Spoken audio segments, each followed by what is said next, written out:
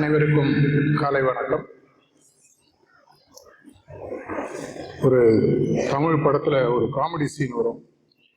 எதிர்க்க பார்த்தீங்கன்னா கம்ப்ளீட்டா காலியா இருக்கும். ஆனா அவர் பேசும்போது சொல்றாரு, அலைக்கடலை திரண்டு வந்து இருக்கும் அன்பு சகோதரிகளே சகோதரர்களே. சாரி மகாராஜுடைய வாழ்க்கை பயணம், அதுல எனக்கு இருந்த சில பங்குகள், அவர் எனக்கு அளித்த வாய்ப்புகள், இது நான் இங்க பகிர்ந்துக்கிறதுக்கு ஒரு முக்கியமான காரணம் இருக்கு. ஒரு குளம் சைஸாக இருந்தாலும் சரி, கடலாக இருந்தாலும் சரி, ஆறாக இருந்தாலும் சரி, ஒரு டம்ளர்ல இருந்தாலும் அந்த தண்ணின்றது, அந்த ஒரு சொட்டு தண்ணி, அது எல்லாம் சேரும்போது ஷேப்பு மாறும். எனக்கு ஆயிரக்கணக்கான எக்ஸ்பீரியன்சஸ் அவரோட இருந்திருக்கலாம். உங்களுக்கு ஒவ்வொருத்தருக்கும் ஏதோ ஒரு வகையில 1, 2, 5, 10 ஏதாவது ஒரு எக்ஸ்பீரியன்சஸ், அனுபவங்கள், இன்டராக்ஷன்ஸ் அவரோட இருந்துடும். இதன் மூலமாக நம்மளுடைய ஆன்மீக பயணத்திற்கு அவர் என்ன கொடுத்தார், ஒரு குருநாதரால் என்ன செய்ய முடியும் அப்படின்றத என்னுடைய ஆன்மீக வாழ்க்கை பயணத்தில் நடந்த சில சம்பவங்கள் மூலமாக உங்களோட பகிர்ந்துக்கணுன்றத என்னுடைய ஒரு சின்ன ஒரு முயற்சி. அந்த கோயிலெல்லாம் பாட்டு பாடும்போது தெரிந்தும் தெரியாமலும் அறிந்தும் அறியாமலும் அப்படின்னு சொல்லுவாங்க. நம்மளுடைய 10th மேக்ஸிமம் எடுத்து பார்த்தீங்கன்னா கூட தெரியாத தவறுகளுக்கு மன்னிப்பு கேட்கறது முக்கியம் அப்படின்னு தாஜி அடிக்கடி சொல்லுவார். அபிஷியலா 10th மேக்ஸிமம் அதுல லைன்ல அப்படி இல்லைன்னா கூட சார்ஜி மகாராஜ் அடிக்கடி என்கிட்டையும் பல பேர்ட்டையும் சொன்ன ஒரு விஷயம், ஒரு குருநாதருடைய வேலை ஒரு அபியாசியிடம் அவர் அந்த மார்க்கத்தில் வருவதற்கு பல ஆண்டுகளுக்கு முன்னால், சில நேரங்களில் பல ஜென்மங்களுக்கு முன்னால் நடக்கிறது அப்படின்னு சொல்லுவார். இது என்னுடைய வாழ்க்கையில நான் கண்கூடாக பார்த்தேன். ஜூலை 1992 என்னோட பணி செய்த ஒரு நண்பர் இந்த மார்க்கத்துல சேர்ந்து அவருடைய அனுபவங்களை என்கிட்ட சொல்லார். என்னுடைய டீம்ல ஒர்க் பண்ண ஒரு மெம்பர். எனக்கு முதல்ல அதுல பெருசா ஒரு இன்ட்ரெஸ்ட் கிடையாது. ஏன்னா நம்மளாம் ஒரு ரிலீஜியஸ் பேக்ரவுண்ட்ல வரும்போது நமக்கு சில அகங்காரங்கள், தாஜி சொல்லாம சில டாக்மாஸ் அப்படின்னு சொல்லுவார். நமக்குன்னு சில ஒரு எண்ணங்கள் இருக்கும், இது போர்மை, இதோட என்ன இருக்கு அப்படின்னு சொல்லிட்டு. ஆனா அந்த பையன் என்ன ஒண்ணு பண்ணான்னா, 2 பேருமே பேச்சுலர்ஸ். அப்போ என்ன சொல்லிட்டு அப்புறம் கேப் விட்டு நீங்க தப்பா நினைச்ச கூடாது. பிரின்சிபிள்ஸ் ஆஃப் சஹஜ் மார்க்னு சொல்லி சார்ஜி மகாராஜுடைய வெளிநாட்டு பயணத்தில் அவர் பேசிய பல உரைகளின் தொகுப்பாக வந்த புத்தகம். அந்த காலத்துல பாத்தீங்கன்னா இது ரொம்ப ஃபேமஸ். கிட்டத்தட்ட 15 சீரீஸ்க்கு மேல வந்தது. அவர் என்ன பண்ணாருன்னா, principles of Sahaj Marg volume 1 முதல்ல எனக்கு கொடுத்தாரு. எங்களுக்குள்ள என்ன அரேஞ்ச்மெண்ட்னா, நான் ஒரு சாப்டர் படிக்கணும். அந்த சாப்டர் படிச்சதுக்கு அப்புறம் எனக்கு ஏதாவது கேள்வி இருந்தால் நான் அவரோட பேசி கேட்கணும். இன்வேரியபிளி சாயங்காலம் வேலை முடியறதுக்கு ஒரு 5, 6 ஆகும். அதுக்கப்புறம் டீ கடை அது மாதிரி. அதுக்கப்புறம் உட்காந்து பேசுறது 9, 10. வீட்டில் போய் ஒன்றும் பெருசா டிவி, மொபைல் ஒண்ணுமே இல்லாத காலம். டிவியில கூட பார்த்தீங்கன்னா 2 சேனல், தூர்தர்ஷன் 1, தூர்தர்ஷன் 2. 1ல் ஹிந்தி ஓடும், பார்க்க மாட்டோம். 2ல் கொஞ்சம் லைட்டாக தமிழ் 6:30லேருந்து 8:30, 9 வரைக்கும் ஓடும். ஸோ நிறைய பேசுவதற்கு டைம் இருந்தது. ஸோ மெதுவாக ஒவ்வொரு சாப்டராக படிக்க அதில்தான் ரொம்ப எனக்கு பிடிச்ச ஒரு டாபிக் பார்த்தீங்கன்னா 2 ends of a stick. மலேசியாவில் சார்ஜி மகாராஜ் கொடுத்த ஒரு அற்புதமான டாபிக். இன்னைக்கு ஒரு ரெலவெண்ட். இன்டைரக்டா இன்னைக்கு மார்னிங் கொஸ்டின் ஆன்சர்ல தாஜி அதை ரெஃபர் கூட பண்ணார். டைரக்டா பண்ணல, பட் அது ரெஃபரன்ஸ் அங்கே வந்து ஒவ்வொரு சாப்டர் முடிஞ்சோன்னு நிறைய கேள்விகள் கேட்பேன். அவன் அதுக்கு ஏதோ அவனுக்கு எவ்வளவு தூரம் முடியுமோ பதில் சொன்னான். கிட்டத்தட்ட ஒரு 3 வால்யூம் இது மாதிரி படிச்சு முடிச்சது. ஒரு 4-5 மாசம் ஆச்சு. அரௌண்ட் அக்டோபர் எண்டில் எனக்கு ஒரு தெளிவு வந்து, என்னுடைய வாழ்க்கையில இப்போ ஒரு நடிகர் சொல்லக்கூடிய வசனத்தை நான் 90ஸ்லேயே நான் என்னோட லைஃப்ல யூஸ் பண்ணியிருக்கேன். என்னுடைய நண்பர்கள் பல பேருக்கு தெரியும். நான் முடிவு சாதாரணமாக எடுக்க மாட்டேன். எடுத்தேன்னா அதுக்கப்புறம் என் பேச்சை நானே கேட்க மாட்டேன். அது மாதிரி அரௌண்ட் அக்டோபர் 92 மிடில் 3rd வீக்ல எனக்கு ஒரு தெளிவு வந்தது. இதுதான் பாதை, இவர் தான் குரு, இதற்காக தான் நான் வந்திருக்கேன்றது எனக்கு ஒரு ரொம்ப தெளிவாக புரிந்தது. அதுக்கப்புறம் அவன்கிட்ட நான் என்ன பண்ணேன்னு கேட்டேன். 3 சிட்டிங் எடுக்கணும் அப்படின்னு சொல்லி சொன்னான். அங்கேயும் ஒரு சின்னதாக ஒரு சிக்கல் வந்தது. அவன் எந்த ப்ரிசப்டர்கிட்ட சிட்டிங் எடுத்துட்டு இருந்தானோ என்னை இன்ட்ரடியூஸ் பண்ணுறதுக்காக அவர்கிட்ட சொல்லி நான் வரப்போறேன்னு சொல்லிட்டு, நிறைய பேர் உங்களுக்கு தெரிஞ்சிருக்கும், இப்போ அவர் இல்லை, வரதன் மாமான்னு சொல்லி Rangan street 24 Rangan street T Nagar, அநேகமாக நம்ம எல்லாருக்குமே பேருக்குமே தெரிஞ்சிருக்கும். ஏன்னா மணப்பாக்கம் ஆசிரமில் ரெகுலராக மாஸ்டர் சத்சங் கொடுப்பதற்கு முன்னால் ஒவ்வொரு புதன்கிழமையும் ஈவினிங் சத்சங் அங்கே கொடுக்கறது வருவார். வீட்டிலே நடந்தே வருவார். ஆழ்வார் வீட்டில் நடந்து வந்துட்டு திரும்பி நடந்து போவார். ஸோ அங்கே அவருடைய அட்ரஸை கொடுத்து நீ போய் பாரு அப்படின்னு சொல்லி சொன்னான். நான் போய் உட்காடுறேன். எனக்கு முன்னாடி ஒரு 4 பேர், ஒரு பேஷண்ட்லாம் டாக்டரை பார்க்கும்போது 4 பேர் உட்காந்துருக்காங்க. அவர் அப்போ தான் அவர் சிட்டிங் முடிச்சுட்டு வெளியில் வராரு. வெளியில் வந்துட்டு ஒருத்தரையா பார்த்து, என்ன வேணும், நான் தியானம் பண்ணணும். எதுக்கு நீ தியானம் பண்ண? எனக்கு தலைவலி, எனக்கு டிப்ரெஷன், ஏதோ சொல்ல, உனக்கு தேவையில்லை, உனக்கு தேவை. 4 பேர் ரிஜெக்ட் பண்ணி அனுப்பிச்சிட்டாரு. எனக்கு லைட்டாக அப்படி ஒரு சரி, நம்மளுக்கும் கிடைக்காத போல இருக்கு, ஏதாவது பிரச்சனை. பட் ஒரு சேல்ஸ்மேன் அப்படின்ற ஒரு இன்ஸ்டிங்க்ட் எனக்கு எப்பவுமே உண்டு.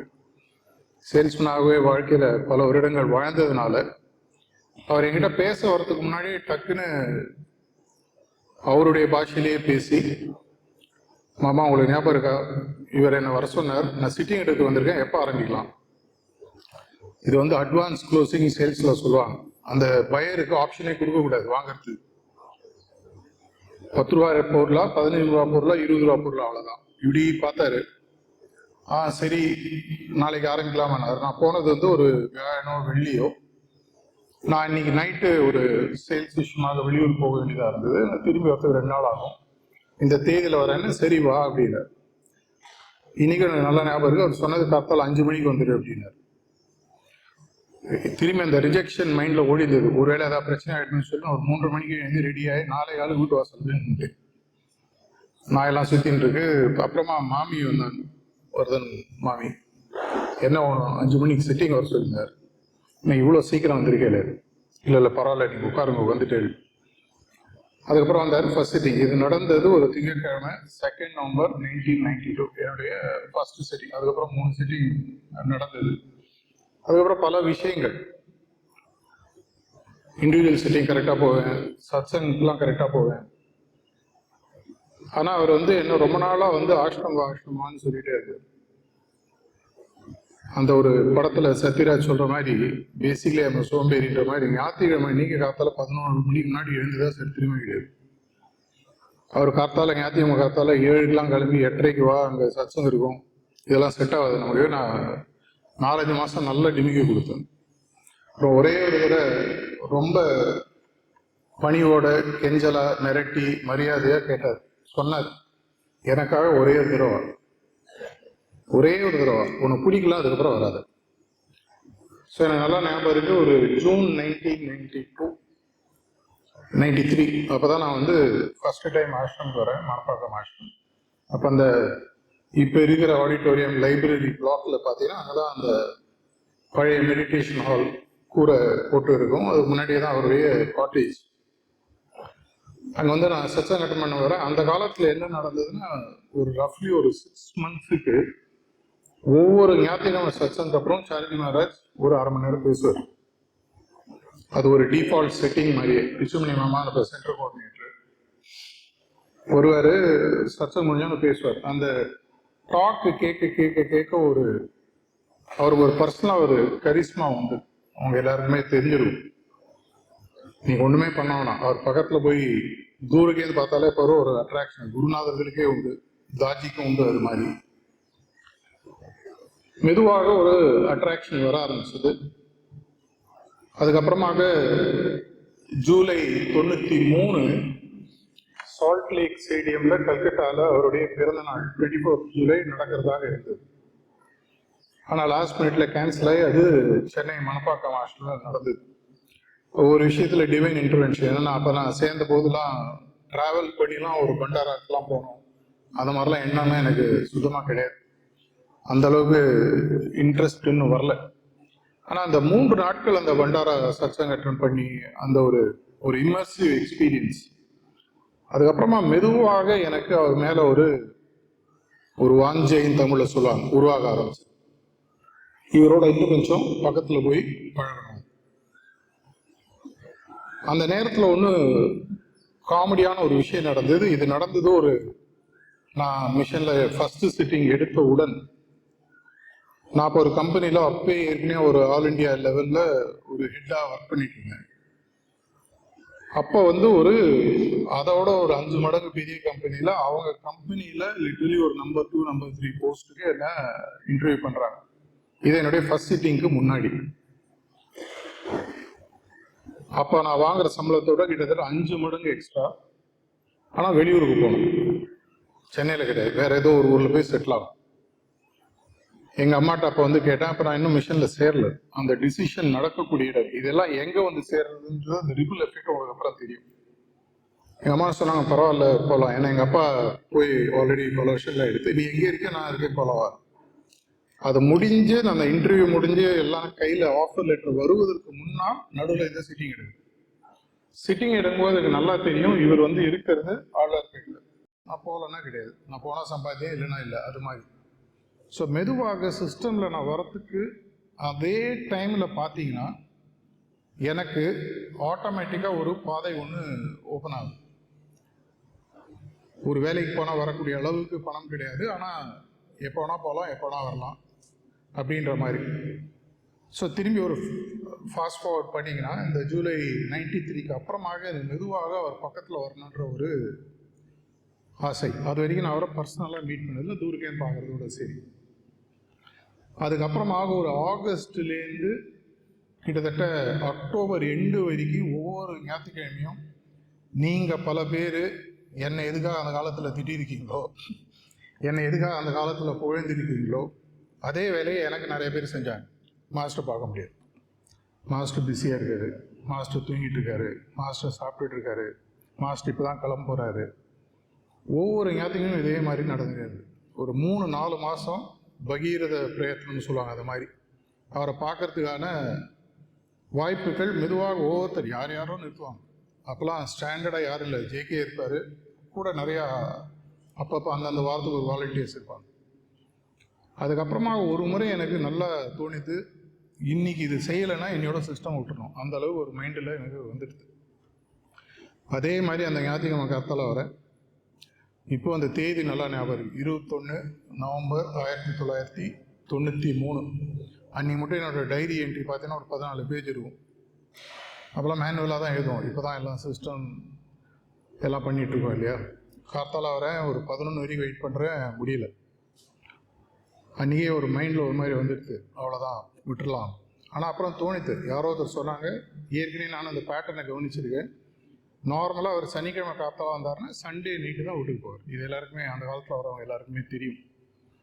நான் சண்டே சத்சங் காத்தால வந்தேன்னா ஈவினிங் வரமாட்டேன். ஏன்னா ஈவினிங் ஃப்ரெண்ட்ஸோட ஊர் சுற்றணும், படம் பார்க்கணும், நிறைய வேலை இருக்குது, பேச்சுலருக்கு இருக்கிற வேலை.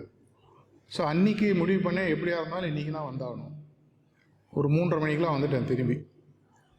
என்னை பொறுத்த பெரிய சாக்ரிஃபைஸ். மத்தியானம் தூக்கத்தெல்லாம் விட்டு கிளம்பி நேரம் உட்காடுறேன். ஒரு 4:45 சத்சங் கொடுக்குறது வராரு. அப்போல்லாம் பார்த்தீங்கன்னா அந்த ஃப்ரண்ட்டில் இப்பவும் இருக்குது, அந்த ஃப்ரண்ட் ரோவில் உட்காரத்துக்கு ஒரு பெரிய போட்டி இருக்குது. அதனால் என்ன பண்ணால் 3:30க்கு அவர் இங்கே உட்காடுறாருன்னா அந்த எதிர்க்க ஃப்ரண்ட் அவர் கண்ணில் போடுற மாதிரி உட்காந்துட்டு, அவர் கண்ணில் இன்றைக்கி போட்டோன்னா எப்படியா இருந்தாலும் அவர் பார்க்கணும், எப்படியா இருந்தாலும் இன்றைக்கி அவரோட பேசி இன்ட்ரடியூஸ் ஆகும்.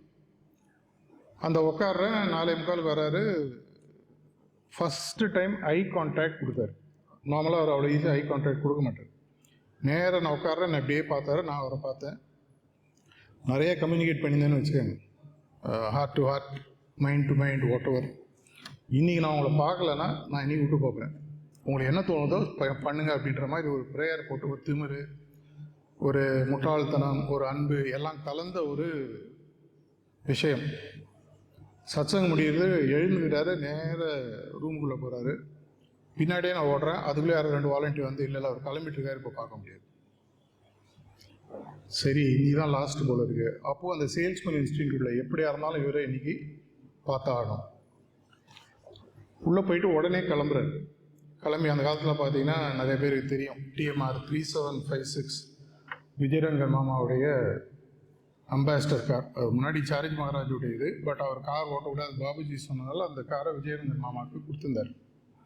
அந்த காரில் அவர் வந்து வெளியில் வராரு. அங்கே இருக்கிற 2 வாலண்டியரில் லிட்டரலாக ஃபிசிக்கலாக தள்ளிட்டு ஃபோர்ஸிபிளாக இல்லை, அப்படி டக்குன்னு பூந்து அவர் கிட்ட போகிறேன். அவர் பார்க்காத மாதிரி தாண்டி போய் காரில் உட்காந்துரு. அந்த பக்கம் விஜயரங்கன் மாமா கார் ஓட்டுறாரு, இந்த பக்கம் இவர் உட்காந்துருக்காரு. மாமி பேக் சீட்டு. என்ன இது இடிக்குது அப்பு. ஆனால் எனக்கு நல்லா தெரியுது, என் வீடு அப்போ திருவான்மையூர், அவர் வீடு ஆழ்வார்பேட்டை. நேரடியாக அப்போ நான் ஒரு ஸ்கூட்டர் வச்சுருந்தேன். நேராக அப்படி ஸ்கூட்டர் எடுத்து அவர் பின்னாடி போக ஆரம்பிச்சேன். நான் வரேன்றது அவருக்கு தெரியும், ஆனால் யாருன்றது தெரியாது. அப்படியே போயிட்டு இருந்தேன். வேறு யாரோ வரதா மாமிகிட்ட சொன்னதா, அப்புறம் மாமி சொன்னான். நேராக போகிறோம். ராஜ்பவன் கிட்ட அந்த காலத்தில் ரைட் டர்ன் உண்டு, இப்போலாம் கிடையாது, உங்களுக்கு தெரியும். நேராக போய் யூடர்ன் இதில் நீங்கள் லிட்டில் மவுண்ட் தாண்டி அங்கே யூடர்ன் அடிச்சு தான் நீங்கள் கோட்டபுரத்துக்கு போகணும். ராஜ்பவனில் ரைட் டர்ன் அங்கே உண்டு. அங்கே கரெக்டாக சொல்லி வச்ச மாதிரி சிக்னல் விழுந்து. அந்த சிக்னல் கிட்ட அவர் எப்பவும் பார்த்தீங்கன்னா லெஃப்ட்டில் இப்படி கை வச்சுட்டு உட்காந்துருப்பார். எல்லாருக்குமே தெரியும், அந்த கண்ணாடி இறங்கியிருக்கும், கை வச்சுருப்பார், விசில் அடிச்சுட்டு போயிட்டு இருப்பார். கரெக்டாக போய் போயிட்டு ஸ்கூட்டர் பக்கத்தில் இருந்தது. மாஸ்டர், என்னோடய பேர் பிரகாஷ் அப்படின்னு இப்படி பார்த்தாரு. அதுக்குள்ள கார்கள். சரி, அட்லீஸ்ட் பேரை சொல்லிட்டோம், ஃபஸ்ட்டு மூமெண்ட் நடந்துச்சு அப்படின்னு சொல்லி கார் பின்னாடியே போகிறேன். காந்தி மண்டபம் தாண்டும் போது பார்த்தீங்கன்னா அவர் லெஃப்டில் திரும்பணும், என்னுடைய வழி நேர. அப்போ எனக்கு தோணுது, இன்னைக்கு தான் கடைசின்னு சொல்லியிருக்கோம், நாள் இன்னும் முடியலை. சரி, என்ன பண்ணலான்னு சொல்லிட்டு கார் பின்னாடி அப்படியே திரும்புகிறேன். அங்கேருந்தே அவர் பார்த்தீங்கன்னா என்னை பார்த்துட்டே வந்துட்டு இருக்காரு. ஒரு பையன் யார் பின்னாடியே ஃபாலோ பண்ணுறான்னு விஜயரங்கன்ட்டையும் கேட்டிருக்காரு, மாமிட்டையும் சொல்லியிருக்காரு. பார்த்தா கன்னடக்கார பையன் மாதிரி இருக்கான், சிவப்பாக இருக்கான் அப்படின்னு சொல்லியிருக்காரு. அது மாமி அப்புறம் எனக்கு சொன்னாங்க. நேராக போகிறேன். ஆனால் ஏறும்போதே நான் வந்து ஒரு கவனித்தேன், டிக்கியில் ஒரு 8 பை இருந்தது. அவருடைய லக்கேஜ் இதெல்லாம் எடுத்து வைக்கிறாங்க. காயத்ரி போய் நிற்குது. அந்த கார் இறங்கினோன்னா இவர் என்ன பண்ணுவார் தெரியாது, டக்குன்னு டிக்கி தந்து ஒரு 4 பையை தூக்கி வீட்டுக்குள்ள போயிட்டு. அது என்னவோ ஒரு தைரியம் வந்து நேராக உள்ளே போய் 2-3 அவரை கண்டுக்காத மாதிரி நேராக போய் பையெல்லாம் வச்சு அதுக்குள்ளே உள்ளே போய் ட்ரெஸ் பண்ணிட்டு வெளியில் வந்து அந்த ஒரு ராக்கிங் சேர் ஒன்று இருக்கும். அந்த காலத்தில் நீங்கள் பார்த்துருப்பீங்க, இங்கே கூட ஸ்டேஜில் பல வருடங்கள் இருந்தது. நமஸ்காரம், என்ன விஷயம் அப்படின்னாரு. அதுக்கப்புறம் அப்படி பேச ஆரம்பிச்சு. இது ஒரு 6:15 வாக்கில் இருக்கும். அன்னி நைட் நான் வீட்டுக்கு போகும்போது பார்த்தீங்கன்னா 11:30 மணி. 6:15 போய் ஒரு ஃபஸ்ட்டு ஒரு ஃபியூ மினிட்ஸ் அந்த ஐஸ் பிரேக்கருக்கு அப்புறமாக லிட்ரலாக வந்து ஒரு பல ஜென்மங்கள் பார்க்காத ஒரு மனிதரை நீங்கள் பார்க்கும்போதோ இல்லை அவர் உங்களை பார்க்கும் பொழுதோ எந்த விதமான கேப்பும் இல்லாமல் எப்படி அவர் பழகுவார் அப்படின்றத அன்றைக்கி நான் உணர்ந்தேன். அவரோட அப்போ நான் பேச ஆரம்பிக்கும் பார்த்தீங்கன்னா எந்த விதமான ஒரு கேப் இல்லை. இவர் எனக்கு முன்னாடி தெரியாது, ஃபிசிக்கலாக இன் பர்சன் தெரியாது, அவருக்கு என்ன தெரியாது. அப்புறம் ஒவ்வொரு ரூமாக அழிச்சுன்னு போயிட்டு காட்டுறாரு. இதுதான் என்னுடைய பெட்ரூம், இதுதான் என்னுடைய ஆஃபீஸ் ரூம், மெசனைன் ஃப்ளோர் ஒன்று இருக்கும், இதுதான் என்னுடைய ஆஃபீஸ் ரூம் அப்படின்னு சொல்லி மாடியில் அழிச்சுன்னு போகிறாரு. கிச்சன், ஃபேமிலி மெம்பர் ஒத்தரியாக கூப்பிட்டு இன்ட்ரடியூஸ் பண்ணுறாரு. இதெல்லாம் முடியும் போது ஒரு விஷயம் சொன்னேன், என்ன பண்ணுறேன் அப்படின்னாரு. இந்த மாதிரி நான் ஒரு பிஸ்னஸ் பண்ணிகிட்ருக்கேன். நான் என்ன பண்ணேன்னா அந்த பிஸ்னஸுக்கான ஆஃபீஸர் கூட அவருடைய வீட்லேருந்து 2 தெரு தள்ளி வாடகை போயிட்டு ஒரு ஈஸியாக இருக்கும்னு சொல்லிட்டு, மேலே ஒன்று நீங்கள் பண்ணணும், டெய்லி காத்தால் சத்சங்கம் அட்டன் மட்டும் அப்புறம் ஆஃபீஸ் போங்க அப்படின்னு. ஸோ டெய்லி கிளென்மோரில் சிட்டிங் நடக்கும். 2-3 மாதம் கழித்து எப்படி நீங்கள் வந்து மிஷனுக்கு அப்படின்னாரு. அப்போ நான் அந்த கதையை சொல்லும்போது ஒரு காமெடியான விஷயம் நடந்தது. எந்த பையன் என்ன இந்த மிஷனில் சேர்ப்பதற்கு காரணமாக இருந்தானோ அவனுக்கு ஏதோ ஒரு பிரச்சனை, ஏதோ ஒரு புரிதலில் ஒரு சின்ன ஒரு சில கேப்ஸ், மிஷன் விட்டுட்டு போயிடுறான். நான் அவர்கிட்ட சொன்னேன், இந்த பையன் தான் என்னை இன்ட்ரடியூஸ் பண்ணால், இன்றைக்கி அவன் ஆனால் இல்லை, he was sent to bring you to the system அப்படின்னாரு. அப்போ நான் வந்து இந்த ரீவைண்ட் பட்டனை போட்டு பார்க்கும் பொழுது என்னென்னலாம் நடந்தது, அவன் எப்படி முன்னாடி சேர்ந்தான். இதே மாதிரி உங்களுடைய வாழ்க்கையில் ஒவ்வொருத்தருக்கும் ஏதோ ஒரு அனுபவம் கண்டிப்பாக இருக்கும், யார் மூலமாகவோ. நம்ம பல இடங்களில் படிச்சிருக்கோம் இந்த ரியாலிட்டி அட் டான் இந்த புக்கு. ஒரு குடும்பத்தில் இருக்குது, ஒரு ஜெனரேஷன் அந்த புக்கை யாருமே பார்க்கல, அதுக்கு அடுத்த ஜென்ரேஷனில் பரனில் அந்த புக்கை எடுத்து பார்த்துட்டு அவங்க மிஷனில் சேர்றாங்க. அந்த ஒரு ஜென்ரேஷனை சேராமல் மேலேயே இருந்த அந்த ஒரு புக். இதே மாதிரி நம்ம பல பேருடைய வாழ்க்கையில் யார் மூலமாகவோ ஏதோ ஒரு எஃபெக்ட் அவர் கிரியேட் பண்ணிடுவார். அவர் உங்களை உள்ளே கொண்டு வருவதற்காகவோ உங்கள் மேல் உங்களுக்கு இருக்கக்கூடிய அந்த ஆன்மீக தாகத்தை தீர்ப்பதற்காகவோ பார்த்தீங்கன்னா ஏதோ ஒன்று செஞ்சிருப்பார். இதை நம்ம நிறைய பேர் பர்சனலாக உணர்ந்திருப்போம். பல இடங்களில் நான் பார்த்துருக்கேன். அவர் அந்த காத்தால் கோல்ஃப் கார்ட்டில் கிளம்பி வரும்பொழுது அவருக்கு நெருக்கமான அபியாசிகள் ஃபிசிக்கலாகவோ இல்லையோ இன்டர்னலாக வெல் கனெக்டட் பார்த்தீங்கன்னா அந்தந்த இடத்துல நின்றுட்டு இருப்பாங்க. அந்த ஒவ்வொரு இடத்துலையும் பார்த்தீங்கன்னா அந்த கோல்ஃப் கார்ட் ஸ்லோ டவுன் பண்ண சொல்லுவார். அவங்க காட்டேஜ் வரமாட்டாங்க, வர முடியாது, வயசாச்சு, ஏதோ ஒரு காரணம் இருக்கும். அந்தந்த இடத்துல நிறுத்தி அவங்களோட ஒரு செகண்ட் பேசிட்டு அதுக்கப்புறம் தான் கிளம்புவார். அவர்கிட்ட ஒரு பெரிய ஒரு விஷயம், நீங்கள் அவரை பர்சனலாக தெரிஞ்சவங்க எல்லாருமே நீங்கள் கண்டிப்பாக ஒரு உணர்தலுக்கு வந்துடுவீங்க. எப்பவுமே இவர் நம்மவர் அப்படின்ற ஒரு ஃபீலிங் அவங்களுக்கு தொடர்ச்சியாக கொடுக்கக்கூடியவர். எனக்கு பல பேர் தெரியும், அவரை பர்சனலாக ஒரு 4-5 தடவை கூட பார்க்காதவங்கள நான் பார்த்துருக்கேன், 4000 தடவை பார்த்தவங்களையும் பார்த்துருக்கேன். எவ்வளோ தடவை நீங்கள் அவரை பார்க்குறீங்கன்றது முக்கியம் இல்லை. ஒரு முறை காட்டேஜில் இங்கே சத்சங் முடிச்சுட்டு திருப்பி போகும்போது ஒரு ஃபஸ்ட்டு டைம் ஒரு அப்போ தான் சிட்டிங் எடுத்துகிட்டு சத்சங் அட்டன் வரக்கூடிய ஒரு அபியாசி வர்றார். அவர் வந்தவுடனே அவரை இன்ட்ரடியூஸ் பண்ணிவிட்டு, நான் இப்போ தான் ஃபஸ்ட் சிட்டிங் எடுத்துகிட்டு வந்திருக்கேன், no I know you very well from the past அப்படின்னார். அவருக்கு அந்த மனுஷனுக்கு ஒன்றுமே புரியல. I know you very well from the past. குருநாதர்களுக்கு அந்த கனெக்ஷன் உங்களோட உருவாக்குறது. இன்றைக்கி ஒரு 24 ஜூலைக்கு மத்தியானம் 11 மணிக்கு இவ்வளோ பேர் நீங்கள் உட்காந்துருக்கீங்கன்னா உங்களை ஏதோ ஒரு விதமாக அவர் தன்னுடைய ஹார்ட்டில் டச் பண்ணியிருக்காருன்றது நம்ம எல்லாருக்குமே தெரியும். அந்த ஒரு யுனிக் கேப்பபிலிட்டி அவருக்கு கண்டிப்பாக உண்டு. அதுக்கப்புறம் பார்த்தீங்கன்னா இந்த 95 செலிப்ரேஷன்ஸ் இங்கே நடந்தது. மிஷனுடைய 50வது வருடம் இங்கே அப்போ நடந்தது. நிறைய பேருக்கு தெரிஞ்சிருக்கும். அப்போ இந்த ஹால் நம்ம இருக்கிற ஹால் கிடையாது. அந்த பழைய காட்டேஜ் இந்த இருக்கிற இந்த கார் பார்க்கிங் ஏரியாவில் பந்தல் போட்டு தான் நம்ம நடத்தினோம். ஒரு 7000 பேர் கிட்டத்தட்ட அட்டன் பண்ணாங்க. பல வருடங்களுக்கு அப்புறமாக சிஸ்டர் கஸ்தூரி பாபுஜி மகாராஜுடைய கூட இருந்தவங்க அந்த செலிப்ரேஷனை அட்டன் பண்ணுறாங்க. அந்த செலிப்ரேஷனை முடித்ததுக்கு அப்புறமாக அவருடைய மனதில் ஒரு எண்ணம் வந்ததுன்றதை அப்போ சொன்னார். இந்த இடத்துல பாபுஜி மகாராஜுடைய 100வது ஆண்டு நிறைவு விழா சென்டினரி 1919 வரப்போகுது. ஏதாவது ஒன்று என்னுடைய குருநாதருக்கு பிரம்மாண்டமாக பண்ணணும் அப்படின்னு பண்ணும்போது பல விஷயங்கள் யோசிச்சுட்டே இருந்தார். அதுக்கப்புறமாக ஒரு 2-3 மாதம் கழித்து அவருடைய எண்ணத்தில் வந்தது, இந்த மாதிரி ஒரு மண்டபம் ஒன்று பெருசாக கட்டணும். அது கட்டணுன்ற போது ஆர்கிடெக்ட்ஸ்லாம் கூப்பிட்டு எஸ்டிமேட்லாம் எடுத்தார். அப்போ எஸ்டிமேட் அந்த காலகட்டத்துக்கு ரொம்ப ரொம்ப ரொம்ப ரொம்ப ஜாஸ்தி. இப்போ பார்க்கறதுக்கு சாதாரணமாக தான். எப்படி 1976 பாபுஜி மகாராஜ் ஷாஜான்பூர் ஆசிரமம் கட்டி முடித்ததுக்கு சில வருடங்களுக்கு முன்னாடி ஒர்க் ஆரம்பிச்சிட்டாங்க இல்லையா, அது ரொம்ப ஜாஸ்தி. எப்படி பண்ண போகிறோன்னு தெரியாமல் இருந்தபோது அப்போது எனக்கு ஏற்கனவே 93 பிகினிங்கில் எனக்கு ஃபஸ்ட்டு டைம் தாஜியை, அப்போ கமலேஷ் நம்மளாம் சொல்லுவோம், கமலேஷ் பாய், ஃபஸ்ட்டு டைம் நான் காயத்ரியில் மீட் பண்ண ஒரு அனுபவம். எனக்கு அவருக்கும் எங்கே கனெக்ஷன் இனிஷியலாக வந்ததுன்னா, அவர் எப்பப்பெல்லாம் வராரோ மாஸ்டர் பீச்சுக்கு போகும்போது என்னுடைய காரில் நம்மளாம் வருவார். அது ஒரு சின்ன ஒரு பரிச்சயம் ஆரம்பிச்சது. அது இல்லாமல் அப்போ பார்த்தீங்கன்னா ஒவ்வொருத்தருக்கும் ஒரு வேலை கொடுத்துருப்பார். சார்ஜி மகாராஜ் பார்த்தீங்கன்னா ஒரு ரஃப்லி 35 to 40 days ஹேர் கட்டுக்கு போவார். அந்த 35 to 40 days ஹேர் கட் போகும்போது அவருக்கு அந்த சலூனில் அப்பாயின்மெண்ட் ஃபிக்ஸ் பண்ணி ஒரு ஐஷன் போய் திரும்பி வீட்டில் கொண்டு விட்றது. இந்த ஒரு வேலை எனக்கு இருந்தது, கொடுத்துருந்தார். ஒவ்வொருத்தருக்கும் ஒன்று சொதட்டு அந்த ஒரு கனெக்ஷன் அவரோட இருக்கும்.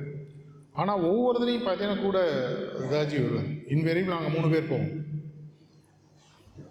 ஒரு தடவை என்னாச்சு, நாங்கள் போகிறோம், கார் ஏதோ லைட்டை மக்கர் பண்ணிட்டு நடக்க ஆரம்பிச்சு, நடந்தே விட்டு வந்துட்டார். அது மாதிரிலாம் அவர் பண்ணுவார். ஸோ இந்த 95 எதுக்கு நான் அந்த கனெக்ஷன் கொண்டு கொடுக்குறேன்னு சொல்லி பார்த்தீங்கன்னா, இந்த 95 இது வரும்பொழுது இவ்வளோ செலவாக நான் என்ன பண்ண போகிறேன்னு சொல்லும்போது தாஜி அப்போ தான் ரூமுக்குள்ள வர்றார் பழைய கோட்டையில். வந்துட்டு என்ன மாஸ்டர் என்ன பிரச்சனை, இவ்வளோ அமௌண்ட்டு வருது, எப்படி பண்ணணும்னு தெரில, யோசிச்சுட்ருக்கேன். நேராக செக் புக் எடுக்கிறாரு, அந்த டோட்டல் அமௌண்ட் என்ன கேட்குறாரோ சைன் போட்டு வச்சுக்கோங்க. அவருக்கு ஒரு செகண்ட் அப்படியே ஒரு ஒரு சந்தோஷத்தில் ஒரு கண்ணில் ஒரு ஜலம் மாதிரி வருது. ஆனால் உடனே செக்கை திரும்பி கொடுத்துட்டு, கமலேஷ் நீ இது கொடுக்கறது சரியில்லை, ஏன்னா இது ஒரு அனைத்து அபியாசிகளும் சேர்ந்து பார்ட்டிசிபேட் பண்ணி என்னுடைய குருநாதருக்கு நான் கட்டணும்னு ஆசைப்பட்றேன். நான் முதல்ல அதுக்கான முயற்சியில் ஆரம்பிக்கிறேன், தேவைப்பட்டதுன்னா இந்த பணத்தை நான் மட்டும் வாங்கிக்கிறேன்னு சொல்லி சொன்னேன். அப்போ நான் கூட இருந்ததுனால எனக்கு நல்லா தெரியும். அதுக்கப்புறமாக பல அபியாசிகள் ஒரு ஸ்கீம் மாதிரி எப்போ போட்டார், நம்ம நிறைய பேருக்கு தெரியும். கோல்டு காயின், சில்வர் காயின், சர்டிஃபிகேட்லாம் போட்டு இது கட்டப்பட்டது. 99 இனாகரேஷன் நிறைய பேர் இருந்திருப்பீங்க. இந்த காலகட்டத்திலலாம் பார்த்தீங்கன்னா அவரோட பர்சனலாக எனக்கு ட்ராவல் பண்ணுவதற்கும் அவரோட பர்சனலாக இருக்கிறதுக்கும் கிட்டத்தட்ட நான் அவரை ஃபஸ்ட்டு நான் பார்த்தது 21 நவம்பர் 1993. அன்னிலேருந்து ஆரம்பித்து அவருடைய மகா சமாதி தினம் வரைக்கு அவர் சென்னையில் இருந்த அனைத்து நாட்களிலும் லிட்ரலாக காத்தாலையும் சாயங்காலம் வரைக்கும், சில நேரங்களில் இரவுகளிலும் அவருடன் இருப்பதற்கு, பல நேரங்களோட ட்ராவல் பண்ணுறதுக்கான வாய்ப்புகள் நிறையவே கிடச்சிருக்கு. இதன் மூலமாக ஒரு குருநாதருடைய பர்சனல் லைஃப் எப்படி இருக்குன்றது என்னால் பார்க்க முடிஞ்சது. ஹியூமன் சைடில் அவர்களுடைய அன்புனால் அவங்க எவ்வளோ கஷ்டப்படுறாங்க. பாபுஜி மகாராஜுடைய கடைசி காலகட்டத்தில் அவர் சொன்னதாக சொல்லுவாங்க, I am paying the price for loving too much அப்படின்னு சொன்னாராம். நான் பல பேரிடம் செலுத்திய அன்புனால் நான் ரொம்ப கஷ்டப்பட்டுட்ருக்கேன் அப்படின்னு சொல்லிட்டு, அதே மாதிரி கஷ்டங்களை அவர் படுறதை நான் கண்கூடாக பார்த்துருக்கேன். லவ் ஹேஸ் இட்ஸ் ஓன் ப்ரைஸ்ன்னு சார்ஜி மகாராஜ் அடிக்கடி சொல்கிறார். நாட் மாஸ்டர்ஸ் லவ், பட் ஆப்போசிட்லேருந்து வரக்கூடிய அபியாசியுடைய லவ். இதெல்லாம் நம்ம எதனால் பார்க்குறோம் அப்படின்னு பார்க்கும்பொழுது, ஒரு குருநாதரை பார்க்கும் பொழுது பல நேரங்களில் தள்ளி இருந்து பார்க்குறது நல்லதுன்னு சார்ஜி மகாராஜ் அடிக்கடி சொல்வார். Never get too close to living guru அப்படின்னு சொல்லி அடிக்கடி இன்கார்னேட் மாஸ்டர் அப்படின்னு சொல்லி சார்ஜி மகாராஜ் சொல்வார். ஏன்னா பக்கத்தில் போகும் பொழுது எங்களுக்கு இருந்த பிரச்சனைகள், இந்த சபையில் இன்றைக்கி அட்லீஸ்ட் ஒரு 7-8 பேருடைய முகம் எனக்கு தெரியுது. அவரை பர்சனலாக கூட சர்வீஸில் இருந்தவங்க. பக்கத்தில் போகும்போது அவருடைய மனித தன்மையை சில நேரத்தில் பார்க்கும் பொழுது நம்ம தவறு செய்வதற்கான வாய்ப்புகள் இருக்குது. நம்ம மனுஷன் தானே, டக்குன்னு ஒரு தராசில் வச்சு அவரை இடம் போடுவோம், இவ்வளோதானா. இந்த ஒரு பிரச்சனை பல நேரங்களில் நான் பல வாலண்டியர்ஸுக்கு சொன்ன ஒரு முக்கியமான என்னுடைய புரிதல், சார்ஜி மகாராஜுக்கும் சரி தாஜிக்கும் சரி, பர்சனலாக சர்வீஸ் பண்ணுறதுக்கு வரும் பொழுது நான் சொல்லக்கூடிய, என்னை கேட்பாங்க, நீங்கள் பல வருஷங்களாக இருக்கீங்களே, உங்களுடைய அட்வைஸ் ஏதாவது இருக்கா? நான் எல்லாத்தையும் சொல்லக்கூடிய ஒரே ஒரு அட்வைஸ், எனக்கே நான் அதை ப்ராக்டிக்கலாக செஞ்சது, எனக்கு பல நேரங்கள் அது யூஸ்ஃபுல்லாக இருந்தது. கூட இருக்கிறதுனால எல்லாமே ஹங்கி டோரி அப்படின்னு சொல்லி கிடையாது. எல்லாத்தையும் நான் சொல்கிறது, இன்றைக்கி நீ அவருக்கு சர்வீஸ் பண்ண போகிற, அது காட்டேஜோ கிச்சனோ கேன்டீனோ ஏதோ ஒன்றுனா, இன்றைக்கி தான் உன்னுடைய லைஃப்பில் நீ ஃபஸ்ட்டு டைம் சர்வீஸ் பண்ணுறதா அவருக்கு நினச்சிக்கும். அப்போ எப்படி இருக்குன்னா, முதல் முறை நம்மளுடைய ஒரு பணிக்கு போகிறோம், முதல் முறை ஒரு இடத்துக்கு போகிறோம், முதல் முறை ஒருத்தரோட அன்பை சொல்ல போகிறோன்னா எவ்வளோ ஒரு சந்தோஷத்தோடு இருக்கும். அந்த சந்தோஷம் நமக்கு இருக்கும். ஸோ கார்த்தால் உள்ளே போகும்போது, நான் காட்டேஜில் போகும்போது நான் செஞ்ச ஒரு விஷயம், செருப்பை கட்டி வைக்கும்போது இன்றைக்கி தான் நான் ஃபஸ்ட்டு டைம் அவரை பார்க்க போகிறேன். அப்போ என்ன இருக்குன்னா, அந்த பரிச்சயத்தை தாண்டிய ஒரு மரியாதை அவர்கிட்ட எப்பவுமே எனக்கு இருக்கும். இன்றைக்கி தான் அவர் ஃபஸ்ட் டைம் பார்க்க போகிறேன். ஃபஸ்ட் டைம் பார்க்கும்போது நம்ம இஷ்டத்துக்கு பேசுவோமா, ரொம்ப கண்ணியமாக, கால்குலேட்டிவாக, ரொம்ப கார்டடாக இருக்கும். அதே நேரத்தில் நான் எல்லாருக்கும் சொல்லக்கூடிய ஒரு விஷயம் கூட, சாயங்காலம் அந்த செருப்பை போட்டுன்னு நீங்கள் காட்டேஜ் விட்டு வெளியில் போகும்பொழுது, இன்றைய தினமே கடைசின்னு நீங்கள் நினச்சிக்கோங்க, நாலுலேருந்து உங்களை காட்டேஜுக்கு வரவேணான்னு சொல்லிட்டார் அப்படின்னா எப்படி சாயங்காலம் வெளியில் போவீங்க? இந்த ஒரு ஆட்டிடியூட், இந்த ஒரு பிஹேவியரல் அட்ஜஸ்ட்மெண்ட் எனக்கு ரொம்ப ரொம்ப ரொம்ப யூஸ்ஃபுல்லாக இருந்தது. ஏன்னா பல நேரங்களில் பல காரணங்களினால் அவர் சில ஆக்ஷன்ஸ் எடுப்பார். அதுவும் பர்சனலாக இருக்கிறவங்களுக்கு நல்லாவே தெரியும். சில நேரங்களே நான் ஓப்பனாகவே சொல்லுவேன், அடுத்த 10 நாளைக்கு காட்டேஜ் வராது, I don't want to see your face, இப்படிலாம் சொல்லியிருக்காரு. இதோட இன்னும் காட்டமாகவே சொல்லுவார் கோவம் வரும்போது. அந்த நேரத்தில் அதெல்லாம் வாங்கக்கூடிய பக்குவம், ஏன்னா இன்ஃபேக்ட் லாங்கஸ்ட் கேப்லாம் அதோட ஜாஸ்தியாகவே இருந்தது. திடீர்னு சொல்ல இனிமேல் வராது, பர்மனெண்ட்டாக வராது, உன் மூஞ்சி எனக்கு பார்க்க முடியல, லிட்டரலாக அப்படியே சொல்லலாம் அமைச்சிருக்காரு. அதுக்கப்புறம் பார்த்தீங்கன்னா கொஞ்ச நாள் கழித்து அவர் எந்த வேகத்தில் உங்களை வெளியே அனுப்பணும்னு பேசினாலும் அதை விட வேகமாக அவங்கள்ட்ட திரும்பி வருவார். ஏன்னா பழைய காலேஜில் ஒருத்தர் இப்படி தான் சொன்னார், உண்மையில என்னை பார்க்க வராத கிளம்பிடு அப்படின்னாரு. என் நிஜமாக எனக்கு சுருன்னு போக கிளம்பிடு. 10 நாளைக்கு வரல.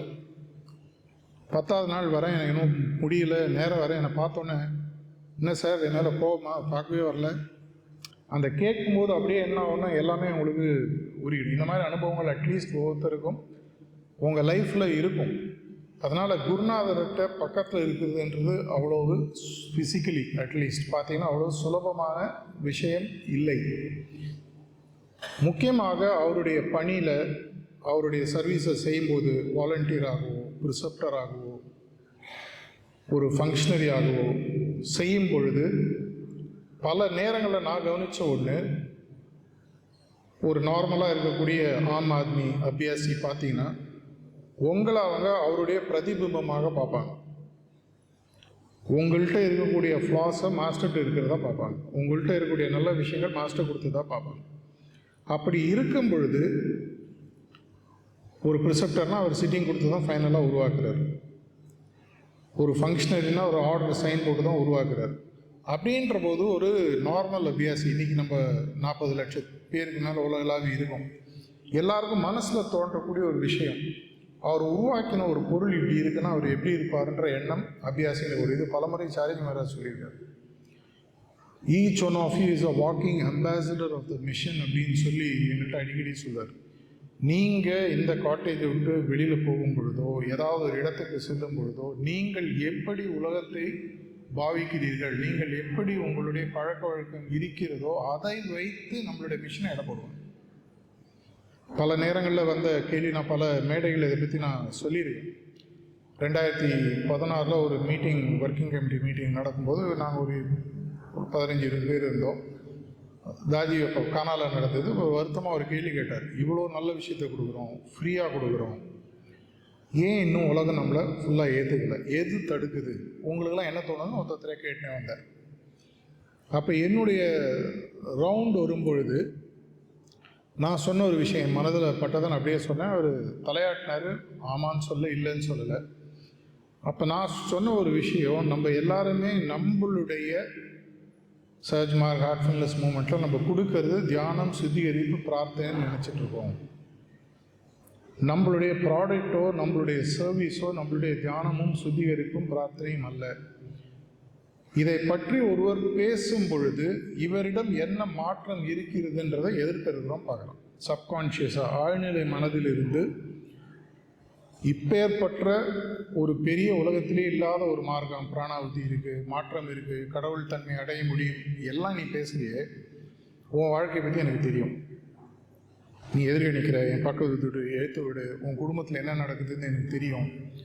உன்னிடம் அந்த மாற்றம், தன்மை மாற்றம், தன்மை முற்றேற்றம் வரலன்னு சொன்னால் அவன் இம்மீடியட்டாக எதை குறை சொல்லுவான்னா, நீ ப்ராக்டிஸ் பண்ணுற சிஸ்டம் சரியில்லை, அது சரியாக இருந்தால் நீ ஏன் எப்படி இருக்க. இதால் தான் சாரிஜி மகாராஜ் பார்த்தீங்கன்னா 2008 நவம்பர் இதே மேடையில் ஃபஸ்ட்டு ஒரு சீரீஸ் ஆஃப் டாக்ஸ் ஆரம்பித்தார். கிட்டத்தட்ட ஒரு 2-3 வருஷம் வரிசையாக. அதுக்கப்புறம் அவர் பேசின அனைத்துமே பார்த்தீங்கன்னா கேரக்டர் ஃபார்மேஷன், கேரக்டர் டிரான்ஸ்ஃபர்மேஷனை பற்றி. ஏன்னா அப்போது அவருடைய மனதை தொடக்கூடிய மாதிரி சில விஷயங்கள் நடந்தது. அதை நான் பார்க்கறதுக்கு அது எனக்கு தேவைப்படாத வாய்ப்பு ஆனால் கிடச்சிது. அது ஒரு ட்ரிகரிங் பாயிண்ட். ஆனால் அதை வச்சு அவர் சொன்ன அந்த கருத்துக்கள், அந்த நவம்பர் 2008 வந்த எல்லா டாக்ஸையும் நீங்கள் போய் கேட்டிங்கன்னா அவர் எந்த அளவுக்கு தன்மை மாற்றம் முக்கியம், தன்மை முன்னேற்றம் முக்கியம். நம்ம எல்லாருக்குமே, எதனால் நான் இதை சொல்கிறேன்னா, நம்ம எல்லாருக்குமே ஒரு குருநாதர் என்ற ஒரு சாரிஜி மகாராஜ் இருந்தார், இப்போ தாஜி இருக்கார். அவர்கள் நம்மளுடைய உண்மையான ரோல் மாடலாக இருக்காரு அப்படின்னு சொன்னால் நம்ம ஒவ்வொருத்தரை அவங்க வெளியிலேருந்து இருக்கக்கூடிய ஒரு ஃபஸ்ட் டைம் சீக்கரோ இல்லை உலகத்தில் இன்னும் அபியாசி ஆகாதவர்களோ நம்மை பார்க்கும் பொழுது இவனே எப்படி இருக்கானே அப்படின்னா அந்த குருநாதர் எப்படி இருப்பார், எப்பேற்பட்ட ஒரு. அதனால தான் தமிழில் சொல்லுவாங்க இல்லையா, தாய் 8 அடி பாஞ்சா புள்ள 16 அடி பாயிடம்னு சொல்லி. பாபுஜி மகாராஜ் அடிக்கடி சொன்னதை தாஜி சொல்கிறத நம்ம கேள்விப்பட்டிருக்கோம். No guru is happy with making you equal to him, he wants you to surpass him. எந்த ஒரு குருநாதருக்கும் நீங்கள் அவரை போல் ஆக வேண்டும் என்பதில் அவருக்கு ஆசை இல்லை. அது முதல் கோலாக வேணா இருக்கலாம். தன்னை தாண்டிய நிலைக்கு உங்களை எடுத்துட்டு போனோன்னு ஆசைப்படுறது. தன்னை தாண்டிய நிலை என்ன? தன்னுடைய குருவை போல. ஒரு பாபுஜி ஒரு டிசைபிளாக இருந்தால் உங்களை லாலாஜி மாதிரி ஆக்கணும்னு அவர் ஆசைப்படுவார். அதே மாதிரி தான் ஒவ்வொரு குருவிற்கும் என்னுடைய சிஷ்ய பிள்ளை என்னை விட பெட்டரா. ஏன்னா பலமுறை சார்ஜி மகாராஜ் சொன்ன ஒரு விஷயம், ஒளி உலகத்தை நீங்கள் போகும் பொழுது எங்களுடைய பணியினுடைய ரிஃப்ளெக்ஷனாக தான் உங்களை அங்கே பார்ப்பாங்க. நான் என்ன பொருளை உருவாக்கியிருக்கேன், என்ன மாதிரி ஒரு ஆன்மீக பயிற்சியாளரை ஆன்மீக ப்ராக்டிஸ் பண்ணுறவனை உருவாக்கியிருக்கேன் அப்படின்றத மேலே இருக்கிறவங்க பார்ப்பாங்க. அதுக்கு அங்கே இருக்கக்கூடிய குருநாதருடைய பணி ரொம்ப முக்கியம். இந்த மாதிரி ஒரு நாட்களில் நமக்கு முக்கியமாக தெரிய வேண்டிய ஒரு விஷயம், தர்ஷன் பற்றி நம்ம ஆர்டிகிள்ஸ்லாம் படிச்சிருக்கோம். பல முறை தாஜி இதை பற்றி பேசியிருக்காரு. எக்ஸ்டர்னல் மேனிஃபெஸ்டேஷன்றது ஒரு லெவலுடன் முடிந்துவிடும். ஏன்னா ஒரு குருநாதர் அப்படின்றத ஒரு லெவலுக்கு மேலே நம்மளால் எக்ஸ்டர்னலாக பார்க்க முடியாது. அவருடைய உண்மையான உள்தன்மைகளை நம்ம வாங்க முடியுமா?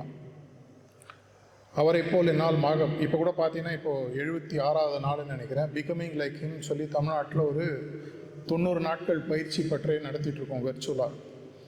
கிட்டத்தட்ட ஒரு 800-900 பேர் இதில் ஜாயின் பண்ணியிருக்காங்க. இந்த 90 நாட்கள் அவருடைய வாழ்க்கையை நான் வாழ்ந்தால் எப்படி இருக்கும், ஒவ்வொரு நாளைக்கும் ஒரு குருநாதரின் வாழ்க்கை எப்படி இருக்கும், அதுலேருந்து ஒரு லெசன், அதை நம்ம ப்ராக்டிஸ் பண்ணோம். இதை கிட்டத்தட்ட 75-76 நாள் முடிச்சிருக்கோம். இன்னும் 15 நாளில் அது முடிய போகுது.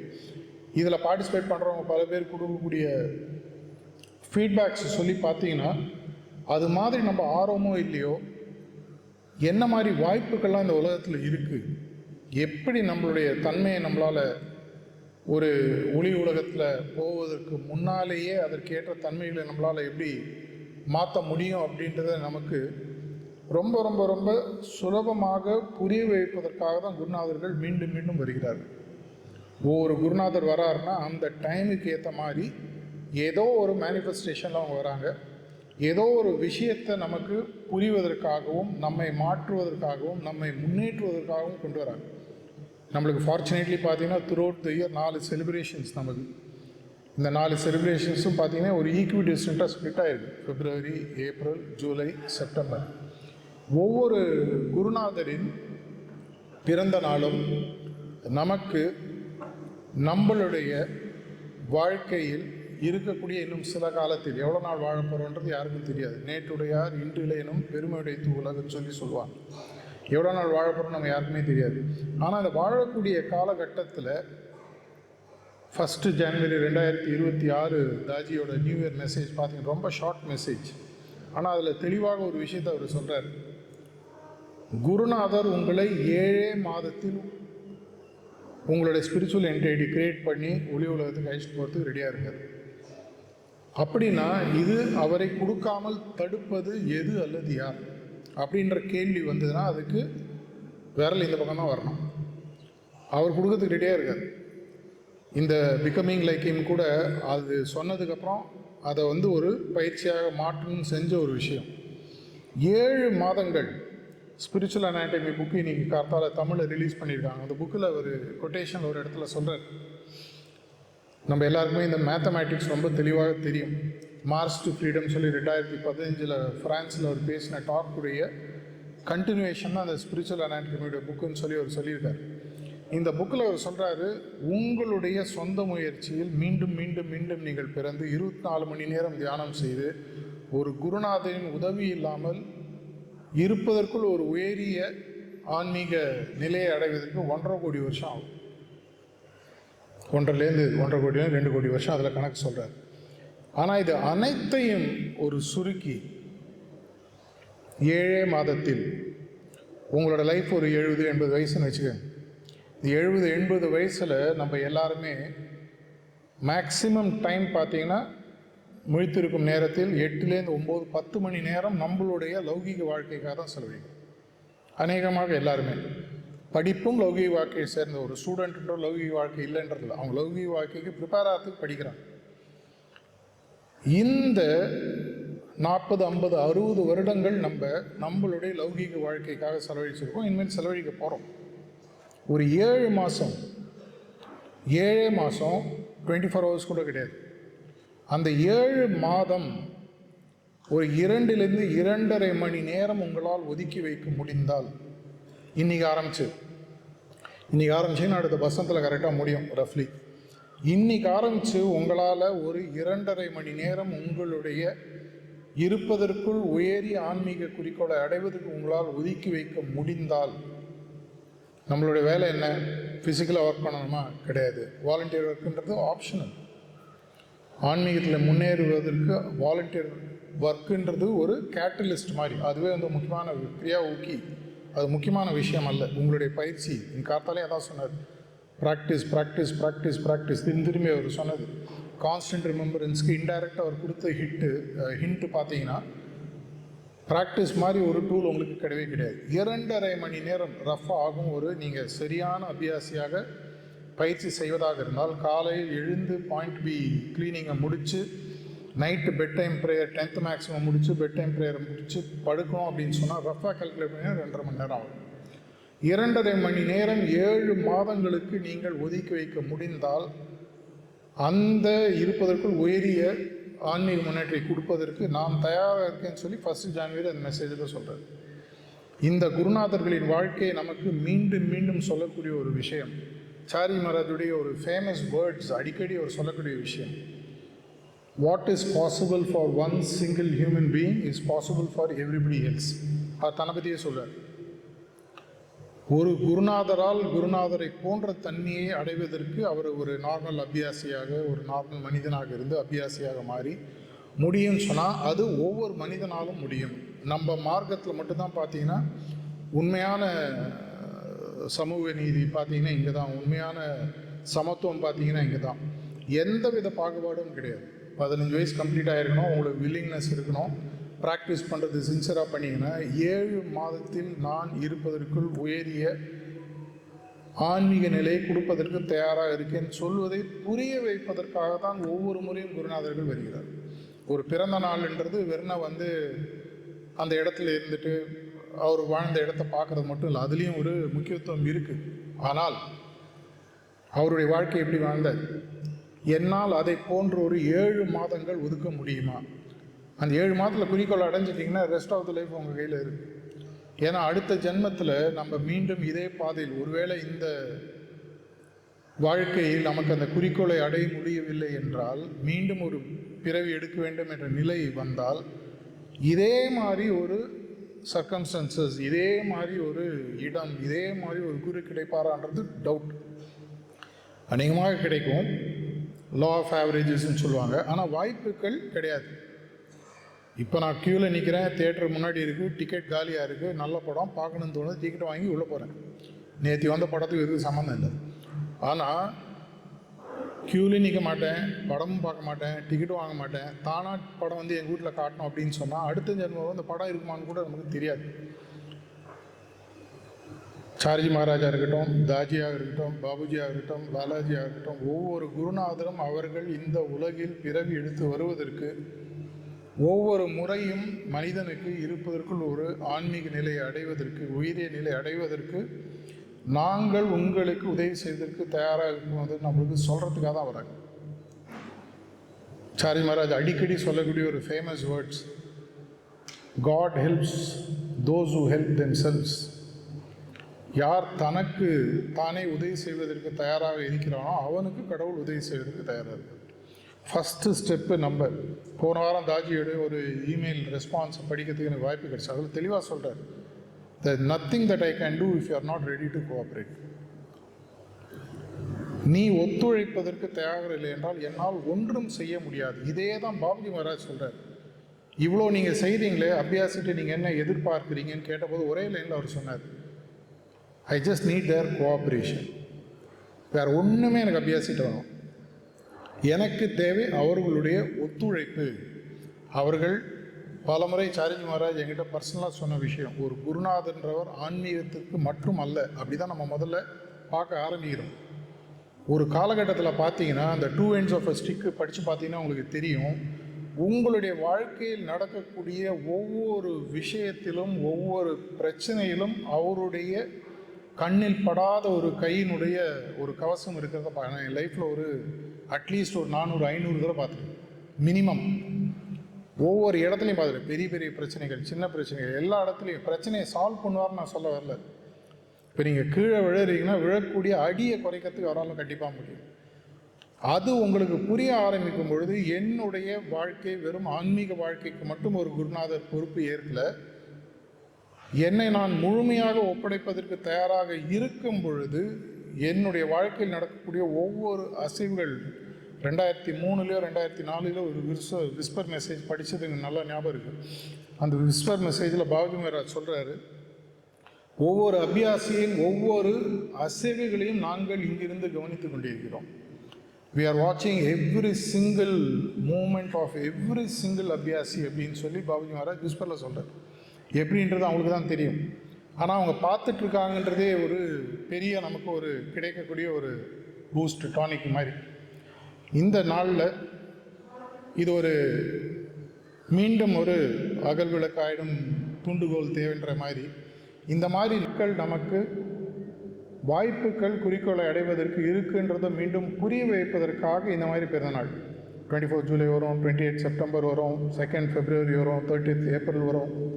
ஒவ்வொரு முறையும் இந்த பஸ்ஸை விட்டோன்னா அடுத்த பஸ் வரப்போகுதுன்றது தெரியணும். இந்த பஸ்ஸை விடக்கூடாதுன்ற ஒரு அவசரம் நமக்கு புரியணும். சாரிஜி மகாராஜ் கடைசியாக கொடுத்த டாக் ஒரு 3 நிமிஷம் ரஷ்யன்ஸ்க்காக கொடுத்த டாக், அதை சொல்லிட்டு நான் முடிச்சுக்கிறேன்.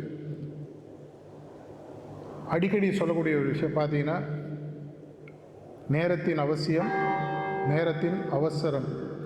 இது இங்கிலீஷில் சொல்லியிருப்பார். இது இரண்டும் புரிந்து நீங்கள் ஆன்மீகத்தில் எந்த அளவுக்கு குருநாதர் தயாராக இருக்காரோ அதை பெறுவதற்கு நம்மளும் தயாராகணும். அவருடைய முயற்சிகள் வீணாமல் போகாமல் இருக்கணும். அவர் மேலேருந்து பார்த்துட்ருக்காரு, இங்கே இருக்கிற குருநாதர் இங்கேருந்து பார்த்துட்ருக்காரு.